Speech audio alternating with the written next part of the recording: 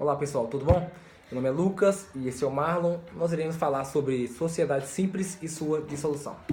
De forma bem resumida, a sociedade simples é constituída por pessoas exercendo suas profissões, sendo de caráter sócio a prestação de serviço feita por elas.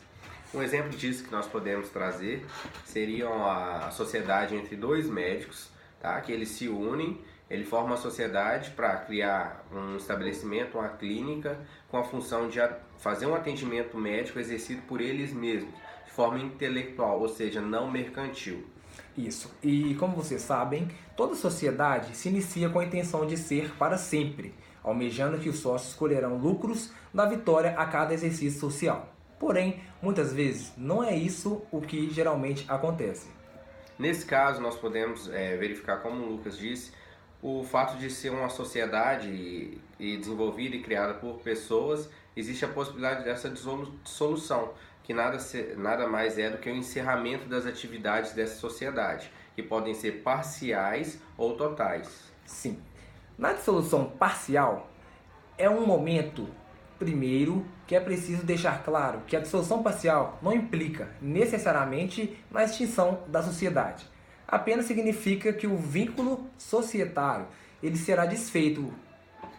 E as hipóteses para essa dissolução parcial, elas são as hipóteses naturais, como a morte tanto de um sócio quanto de outro, a retirada por vontade própria do sócio ou a exclusão do sócio. Tá? No caso da retirada, o sócio sai da propriedade, sai da sociedade por vontade própria, observando o prazo do contrato. Terminando o prazo do contrato, ele pode se retirar sem problema nenhum, mas dentro do prazo do contrato, o sócio só pode se retirar por meio de decisão judicial.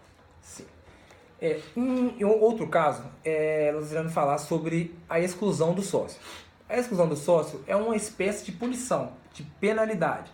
Isso pode ocorrer nas seguintes hipóteses. Na primeira, o sócio que apresenta serviço, que realiza atividade estranha à sociedade.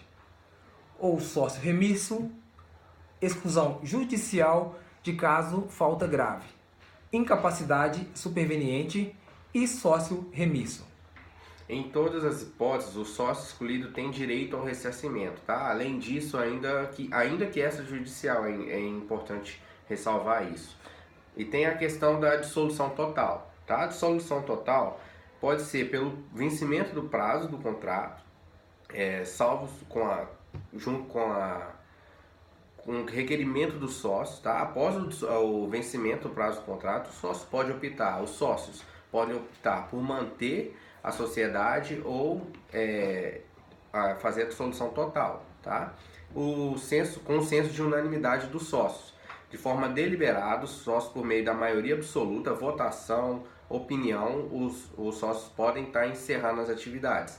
A falta da pluralidade dos sócios não constituída no prazo de 180 dias também pode causar a extinção, tá, da sociedade. Ou extinção na forma da lei, de autorização para funcionar. Isso. E também existe a dissolução judicial. A sociedade também poderá sofrer dissolução total pela justiça, em processo próprio para este fim. Mediante requerimento judicial dos sócios, a sociedade poderá ser judicialmente dissolvida em sua totalidade, nas seguintes hipóteses. Na primeira, anulada a sua constituição.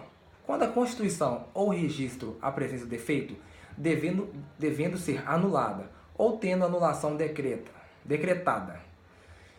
Na segunda hipótese, exaurindo o fim social, ou verificada a sua inexigibilidade. Quando a atividade empresarial se tornar impossível de ser executada, isso sempre que a sociedade não produza mais vantagem econômica. E a liquidação? Por fim, a liquidação é o próximo passo após determinar a dissolução.